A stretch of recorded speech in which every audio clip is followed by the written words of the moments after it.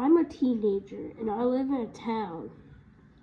I have my friend Jace. He's a very nice guy. And we always go to this camper. And we always go there during the summer. It's not called camping, it's called glamping. We usually spend the whole summer there because it's nice. And Jace doesn't have any parents, so we live with him. And we always go camping during the summer. And to go to our campground, you have to go through on this dirt road that's really rough. It's not very long to get there, but when you get there, it's like heaven.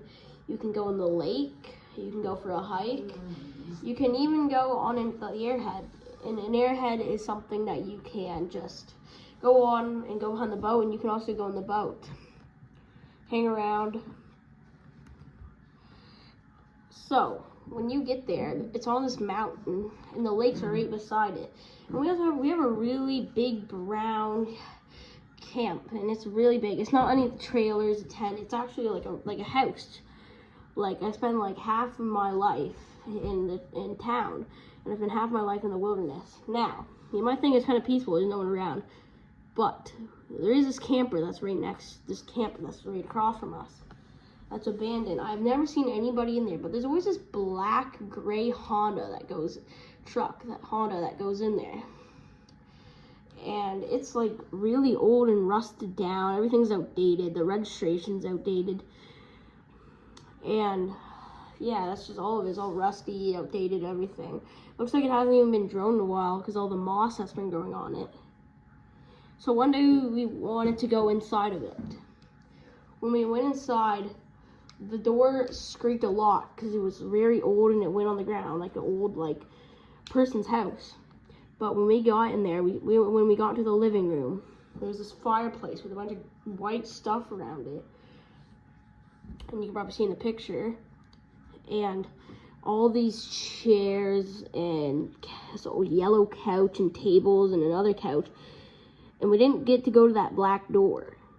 But when we got in there, on the second floor, we heard a bunch of thumping and a bunch of madness. If you were my age, you'd say crash out. So that's what happened. We went on there. And after that, me and Jace stood up. We literally were frozen at each other. We didn't even blink. After that, we just ran right out the cabin. And right there was literally a lock right on the door. After that, we just jumped out a window. And then looking back at the cabin, what we saw was pure horrifying.